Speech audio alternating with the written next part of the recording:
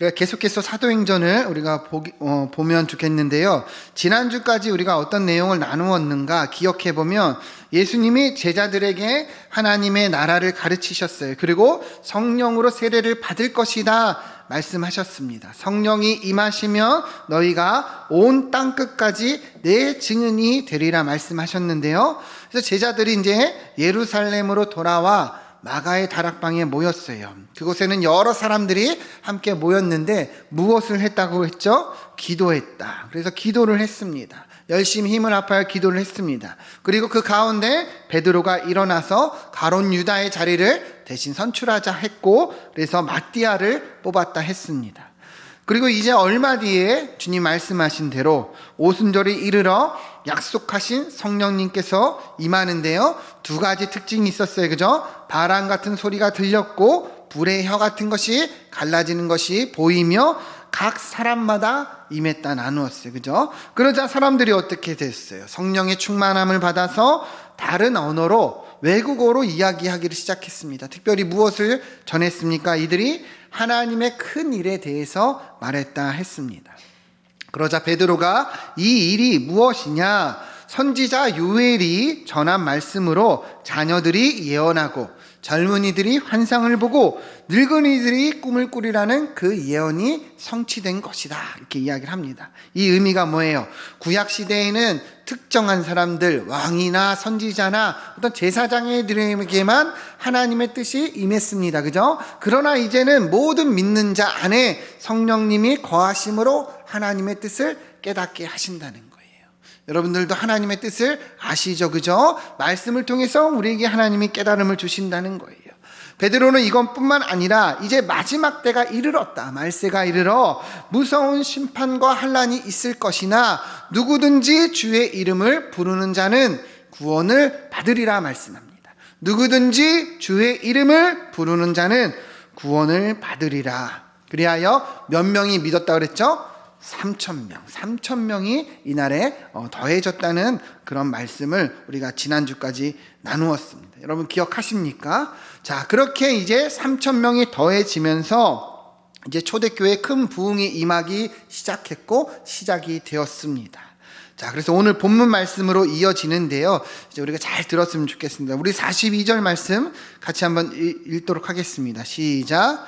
그들이 사도의 가르침을 받아 서로 교제하고 떡을 떼며 오로지 기도하기를 힘쓰니라. 아멘. 자, 여러분 이 베드로가 설교한 후에 몇 명이 예수님을 믿은 거예요? 3,000명. 그죠? 자, 그러면 갑자기 이제 초대교회에 큰 부흥이 임한 거죠. 그죠? 원래는 이 마가 다락방에는 몇 명이 모여 있었다고 그랬죠? 120명. 그죠? 그러면 이제 3,000명이 더해졌으니 몇 명이에요? 네, 머리가 복잡해지죠. 그죠? 대략 합치면 3,120명. 자, 3,120명이 갑자기 초대교회 성도들로 이제 급격히 부흥을 이뤘어요.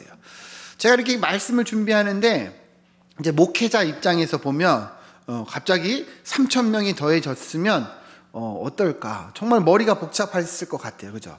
여러분, 우리도 이렇게 모여 있지만 어느 날 하루아침에 여기 3,000명이 들어온다고 생각해 봐요. 여러분 어떨까요? 그 목회자 입장에서 보면 어떻게 인도에 가야 되나 고민이 될 것 같아요. 그죠? 자, 그런데 이 초대교회는 어떻게 이 많은 성도들이 부흥을 이루고 나아갔는지 이 42절에서 잘 이야기를 하고 있어요. 42절 잘 보면, 자, 그들이 사도의 가르침을 받아 서로 교제하고 떡을 떼며 또 오로지 무엇을 했다고 말합니까? 기도하기를 힘썼다. 이 세 가지가 중점적으로 다루어진 거예요. 열심히 사도의 가르침을 받았고, 그죠? 교제하고 떡을 뗐고, 그리고 기도에 힘을 썼다는 거예요.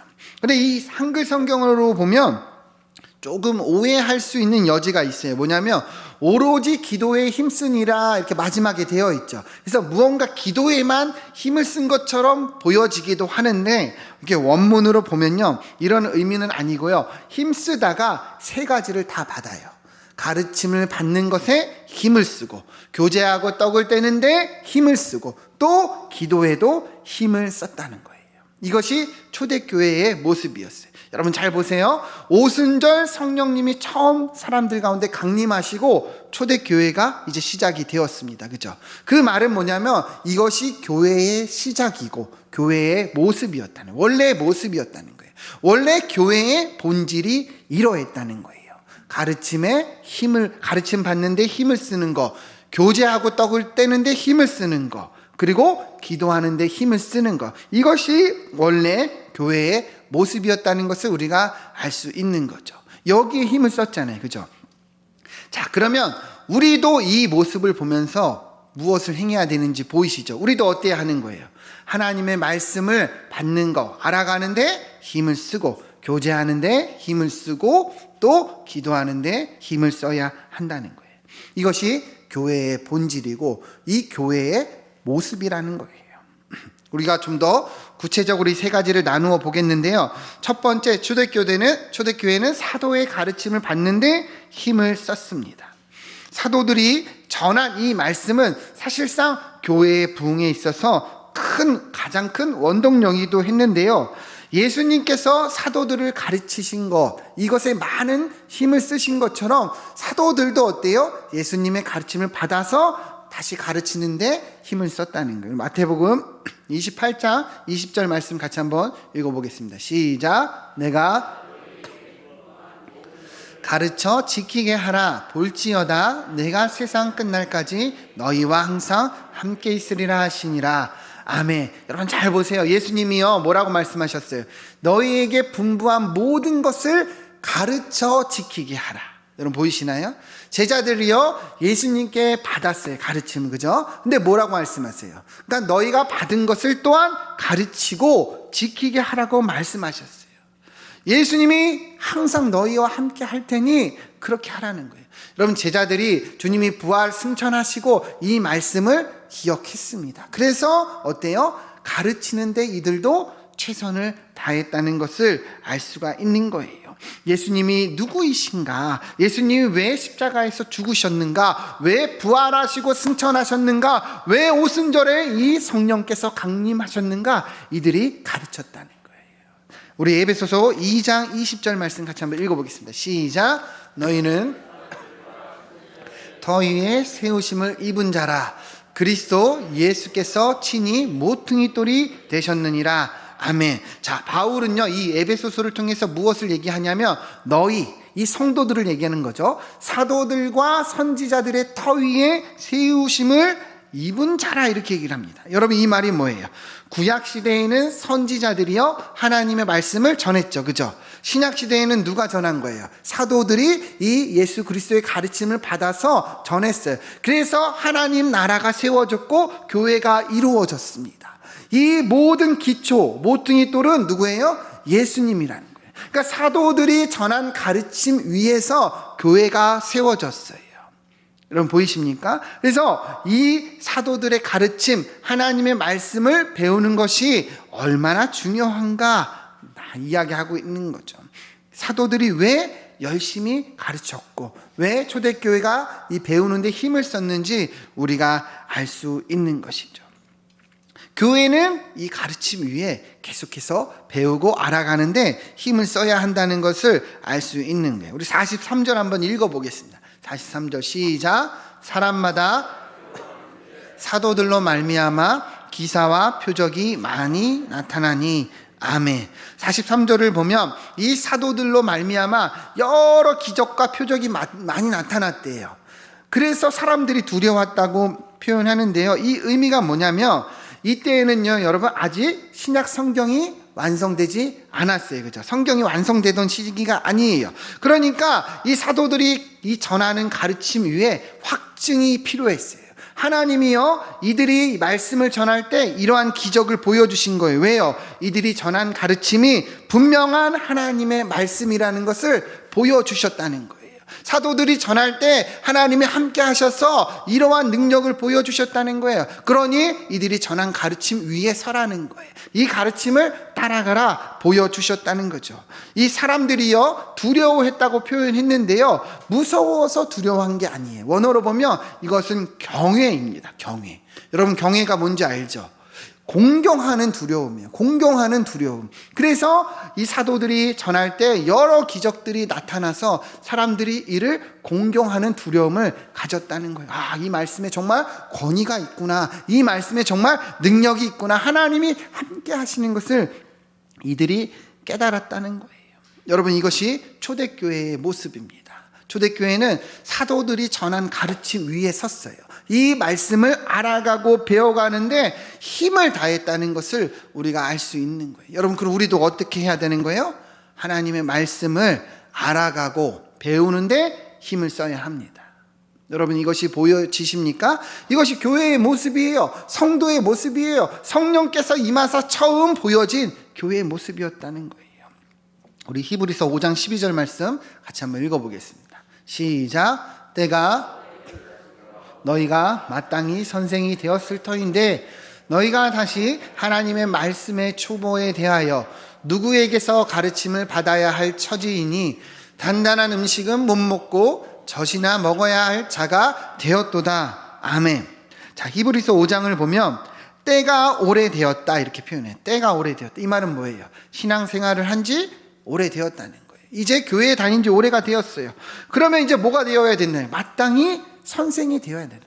이 말이 뭡니까? 하나님의 말씀을 알아가고 배워가서 이제는 누군가를 가르칠 수 있는 사람이, 선생이 되어야 한다는 거예요. 그런데 여전히 말씀의 초보, 말씀을 모르고 알지 못해서 젖이나 먹고 있으니 어떡하냐? 이 히브리서 기자가 책망하고 있는 거예요.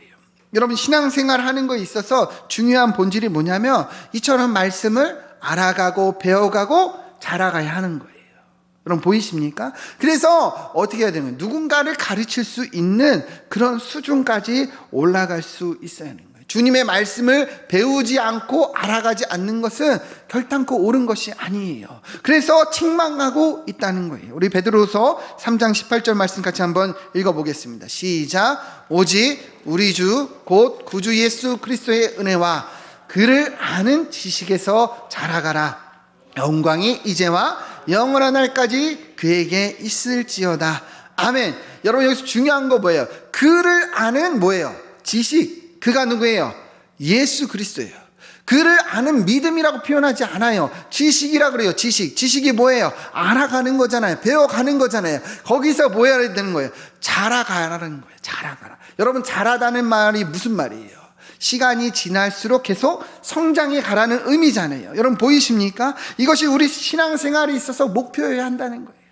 여러분, 오늘 교회 오시면서 보신 분들도 계시겠지만 화단에 꽃이 활짝 폈어요. 보셨나요? 제가 이렇게 매일 이렇게 물을 주면서 느끼는 게 하루하루가 다르더라고요. 하루하루 뭔가 이 꽃이 피는 게 보여요. 이 의미가 뭐예요? 자라가고 있는 거잖아요. 우리의 신앙도 그래야 한다는 거예요. 그냥 매주마다 반복적으로 예배 드리는 것도 중요하죠. 그러나 더 중요한 것은 이것에서 멈추는 것이 아니라 자라가야 한다는 거예요. 주님을 아는 지식에서, 이 성경을 아는 지식에서 자라가야 한다. 이것이 교회의 모습이요, 본질이요, 우리 성도가 추구해야 될 자세라는 거예요. 제가 참 올해 참 마음이 아픈 것이 뭐냐면, 우리가 올해 참 제자훈련이나 성경대학이나 여러 가지 청년들도 소그룹 하면서 열심히 말씀을 배우고 있었어요. 잘 되고 있었어요. 근데 이 코로나가 딱 터지는 순간에 모든 게 그냥 멈추고, 심지어 이제는 막 예배조차도 드리기가 힘든 이 시기가 되니까 얼마나 제가 이렇게 마음이 우울하고 막 그랬는지 몰라요. 약간 이게 무기력한 것까지도 오더라고요. 왜 이런 일이 일어났을까? 사실은 저는 올 한 해 우리가 이 표어도 말씀을 만나자 했잖아요. 말씀을 만나자. 하나님 말씀을 경험하자 했어요. 그래서 자라가는 게 목표였는데 이게 참 안 돼서 얼마나 안타까운지 모릅니다. 그런데 제가 말씀을 준비하면서 느끼는 것이 무엇이냐면, 주어지는 이 상황 속에서 이렇게 노력을 하는 게 중요하겠다, 이런 마음이 들더라고요. 여러분, 이제 다니엘 기도회 끝나면 성경대학도 다시 시작할 것이고, 또 상황이 좋아지면 제자훈련이나 이 청년들 이 소그룹도 다시 시작을 할 겁니다. 여러분, 상황이 어찌 되던 간에 이 주어진 대로 열심히 배우고 알아가는데 우리가 함께 하면 좋겠습니다. 네, 지금 다 고개를 끄덕였었어요. 그죠? 근데 꼭 이제 제가 시작하고 함께 하시죠. 그러면 제가 뭐 바빠가지고 좀 시간이 없어가지고 이런 분들이 다반사예요. 여러분들 지금 주시는 마음을 지키세요. 지금 느끼는 거 이게 성령님이 우리에게 주시는 깨달음이에요. 언제까지 젖먹는 초보로 우리가 멈춰 있으면 안 된다는 거예요. 여러분 계속해서 우리가 이 말씀을 알아가는데 힘을 다하는 우리 성도들 되기를 축원드립니다. 자, 두 번째 이 초대교회의 모습, 교회의 본질이 뭐냐면 서로 교제하고 떡을 떼는데 힘을 다했다는 거예요. 서로 교제하고 떡을 떼는 것, 이것이 교회예요. 이것이 성도라는 거예요. 우리도 노력해야 되는 모습이라는 거예요. 이 교제라는 말은 원어로 보면 코이노니아입니다. 코이노니아. 여러분 많이 들어보셨죠? 코이노니아. 이거는 우리가 뭐 나누거나 참여하거나 섬기거나 이런 의미를 가지고 있는데 단순한 교제의 의미를 가지고 있는 것이 아니에요. 아주 특별한 의미를 갖습니다. 우리 요한일서 1장 3절 말씀 같이 한번 읽어보겠습니다. 시작. 우리가 보고 들은 바를 너희에게도 전함은 너희로 우리와 사귐이 있게 하려 함이니 우리의 사귐은 아버지와 그의 아들 예수 그리스도와 더불어 누림이라. 아멘. 여러분 잘 보세요. 이 요한일서에서 너희에게도 전하는 것은 우리와 사귐이 있게 합니다. 이게 뭐예요? 우리와 교제하기 위함이다. 그죠? 근데 왜 우리의 사귐이 뭐냐? 아버지와 그의 아들 예수 그리스도와 더불어 누림이라 표현합니다. 다시 말하면 쉽게 말하면 이거예요. 우리가 교제할 때 누구와 함께 교제하는 거예요? 예수 그리스도. 주님 안에 교제하는 거예요. 우리가 나눌 때 주님이 함께 한다는 거예요. 우리 마태복음 18장 20절 말씀 같이 한번 읽어보겠습니다. 시작. 두세 사람이 내 이름으로 모인 곳에는 나도 그들 중에 있느니라. 아멘. 예수님이 분명히 말씀하셨어요. 우리의 모임 가운데 주의 이름으로 모일 때 주님도 거기에 함께 하신다는 거예요. 여러분 왜 교제가 중요한지 보이십니까? 왜 우리가 나누고 함께 하는 것이 중요한지 보이세요? 이것이 우리 교제의 정체성이에요. 우리가 함께 할 때 주님도 함께 하시고 우리가 교제할 때 주님과 교제한다는 거예요. 여러분 우리도 그래서 계속해서 이 교제하는데 힘을 써야 된다는 거예요. 특별히 초대교회는요 그냥 교제하지 않고 무엇을 함께 뗐어요? 떡을 떼었다 그랬어요. 떡을 떼었다. 음식을 함께 했다는 거예요. 왜 그랬을까요? 어떤 분들은 그럴 거예요. 꼭 먹어야 하나요? 먹어야 뭐 나눌 수 있나요? 안 먹어도 충분히 교제할 수 있지 않나요? 이렇게 이야기할 수도 있습니다. 물론 맞아요. 그런데 잘 생각해 보세요, 여러분. 식사를 함께하고 음식을 같이 나누면 어때요? 더 친해지고 더 깊은 대화도 나눌 수 있고 더 오래 대화할 수 있어요. 그렇죠? 제가 지난주에 청년들과 이렇게 함께 식사를 나누었는데요. 먹으니까 그냥 먹기도 전에 이미 기분이 좋아요. 여러분 그거 경험해 보시죠. 음식만 나와 있는데 그냥 웃음이 나와요. 그러니 어때요? 서로 좋은 대화, 속이 깊은 대화, 여러 가지를 나눌 수가 있는 거예요. 여러분 왜 성경에서 이 초대교회에서 교제하고 떡을 떼라고 했는지 보이십니까? 여러분 말씀대로 행하면 되는 거예요. 말씀대로. 예전에 제가 보면 우리 교회가 참 그러한 교회였어요. 자주 모이고 밥도 잘 먹고 제가 어릴 적에 보면 뭐 저리 저렇게 먹으러 다니실까, 뭐 이렇게 유명한 데를 이렇게 다니실까 이렇게 생각이 들 정도였어요. 원로 목사님께서 한번 모여 그러면 그냥 싹 다 모여가지고 그죠? 근데 이제 제가 좀 알겠어요. 그게 진짜 교회의 모습이에요, 여러분. 그게 정말 중요한 거예요. 모든 만나는 것이 중요하고 함께 식사하는 것이 중요합니다. 여러분 우리 교회에 지금 이러한 모습이 필요한 거예요. 겉으로 보면 아무런 문제가 없을 수 있어요. 근데 정말 교제하고 떡을 뗄 때 더 좋은 교회의 모습으로 나아갈 수 있다는 거예요. 여러분 자주 만나서 식사하시기를 축원드립니다. 자주 만나서 식사하세요. 예, 뭐 비싼 거 먹을 필요 없잖아요. 그죠? 요 앞에 여기 그 식당 가면 설렁탕 5,500원이에요. 저쪽에 우리 그 이상욱 권사님 일하는 데가 백반 5,000원이에요. 엄청 맛있어요, 여러분. 얼마 되지 않는 돈으로도 함께 하고 나눌 수 있다는 거예요. 여러분 우리가 그러한 공동체가 되기를 소망합니다. 44절부터 46절을 같이 한번 읽어보겠습니다. 시작. 믿는 사람이 다 함께 있어 모든 물건을 서로 통용하고 또 재산과 소유를 팔아 각 사람의 필요를 따라 나누어 주며 날마다 같이하여 성전에 모이기를 힘쓰고 집에서 떡을 떼며 기쁨과 순전한 마음으로 음식을 먹고. 아멘. 여러분, 초대교회의 모습이 이랬어요. 그러니까 보통 이 깊은 관계가 아니었어요. 이게 다 어떻게 이루어진 거예요? 교제가 이루어졌기에 가능한 거예요. 깊은 교제가 나누니까 이렇게 놀라운 일들이 일어난 것이죠. 여러분, 이처럼 그리스도 안에서 우리도 하나 되는 공동체가 되길 소망합니다. 자, 그런데 본문을 잘 보면 어떤 분들은 오해가 될 수가 있어요. 초대교회가 자신의 소유를 팔아서 각 사람의 필요를 나누어 줬다고 하니까 우리도 이 재산을 다 팔아서 도와야 하는가 이렇게 생각할 수 있는데, 그런 의미는 아니에요. 원어로 보면 이 시제가 미완료인데, 미완료라는 말은요, 끝나지 않았다는 거예요. 다시 말하면 계속해서 반복했다는 거예요. 필요한 때가 있으면, 어려운 사람이 있으면 성도들이요 십시일반 서로 도와서 그 사람을 도왔다는 의미입니다. 어떤 분들은 자신의 소유를 다 팔아서 우리가 이 공동체에 드려야 되는가 그렇게 오해하는 분들이 있는데, 그런 의미가 아니에요. 성경은 늘 사유 재산을 인정하고 재산을 잘 저축하는 것을 존중합니다. 초대교회가 어떤 교회였는가? 이처럼 서로 헌신할 수 있었던 교회였다는 거예요. 서로 이 필요를 알고 도와주었다는 그런 교회였다는 거예요. 여러분, 이 의미를 알고 우리도 그러한 공동체가 되기를 소망합니다.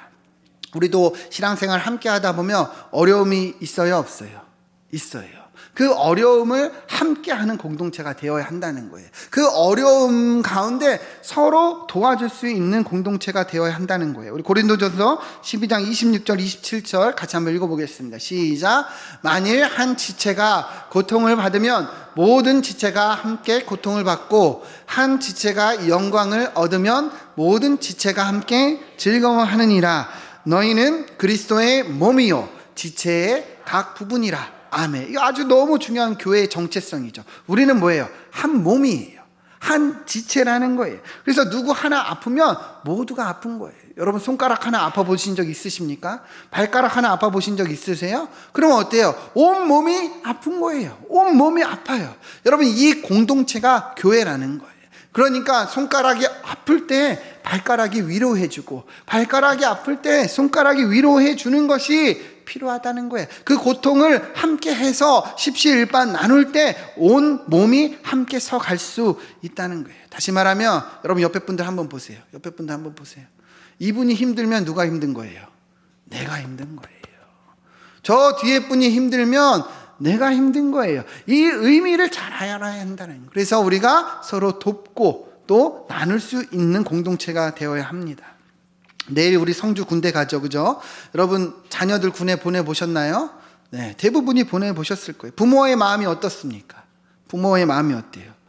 네, 마음이 정말, 저도 아직 경험을 안 해봤지만, 네, 마음이 정말 힘들다 그래요. 계속 못해준 것만 생각나고, 괜히 그냥 우울하고 그렇다고 합니다. 이럴 때 어떻게 해야 돼요? 먼저 군에 보내보셨던 이 부모들이 같이 나눠주고, 또 격려해 줄 수 있잖아요. 그죠? 정작 군에 가는 본인은 그리 힘들지 않아요. 근데 보내는 부모가 정말 힘이 듭니다. 여러분, 그러한 우리 공동체가 되기를 소망합니다. 이것이 교회의 모습이에요. 어려움을 당할 때 서로 나눠주고 도와주고 격려해주고 위로해주고 공감해주면 교회는 온몸은 함께 서는 것입니다. 자, 두 번째였죠. 교회는 이처럼 교제하고 떡을 떼며 함께하는 공동체가 되어야 합니다. 여러분, 그러한 마음 드십니까? 네, 그렇게 노력하면 좋겠어요. 특별히 이제 뭐 보면은 교회 안에서 우리 총회장님이나 우리 뭐 구역장님이나 우리 장로님들이 뭐 함께 하자, 뭐 하자 할 때 여러분들 꼭 함께 해주세요. 네. 물론 다 상황도 있고 환경도 있죠. 그런데 그것을 이끌어가는 사람이 그것을 권유할 때 함께 해야지 힘이 나는 거예요. 그러할 때 정말 교회라는 거예요. 여러분, 그러한 공동체 되기를 소망합니다. 자, 마지막 세 번째는 교회는 기도하는 교회였습니다. 초대교회는 기도하는 교회였어요. 기도하는데 힘을 썼습니다. 근데 원어로 보면요, 이 기도하다가 복수로 되어 있어요. 복수. 그러니까 한 번이 아니라 여러 번 기도했다는 거죠. 여러분, 이 의미가 무엇입니까? 초대교회 성도들, 교회는 늘 이 규칙적으로 주기적으로 틈만 나면 기도했다는 거예요. 사도행전의 내용을 봐도 이 사도행전을 쓴 누가는 늘 이처럼 기도하는 교회였다는 것을 강조하고 있어요. 그만큼 중요했다는 거죠. 여러분, 그럼 제가 질문 한번 해보겠습니다. 여러분, 왜 초대교회 성도들이 이렇게 기도하는데 힘을 다했을까요? 왜 열심히 기도했을까요? 기도가 중요하니까. 기도의 필요성을 알았기 때문에 기도한 거예요. 여러분, 기도가 무엇이에요? 기도. 여러분, 왜 기도하십니까? 기도가 뭐예요? 기도는요, 하나님을 의지하는 거예요. 하나님의 도우심을 구하는 거예요. 그죠? 내 힘으로 할 수 없음을 알기 때문에, 내가 연약하기 때문에 내 뜻이 아니라 하나님의 뜻이 이루어지길 원하기 때문에 기도하는 거예요. 여러분, 우리도 똑같은 거예요. 여러분, 기도하십니까? 우리 왜 기도합니까? 내가 연약한 걸 알잖아요. 그죠?